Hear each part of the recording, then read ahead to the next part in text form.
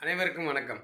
அல்மைசர் நோயால் அவதிப்படுகிறாரா திரு ப. சிதம்பரம் அவர்கள் என்று கேட்கும் அளவிற்கு இன்று அவர் நாளிதழில் ஒரு பேட்டி கொடுத்திருக்கிறாரு. கூட்டணி கட்சியினரை மிரட்டி பாரதிய ஜனதா கட்சி ஆட்சி அமைக்கின்றது, சீட்டு பெறுகின்றது அப்படின்னு சொல்லி.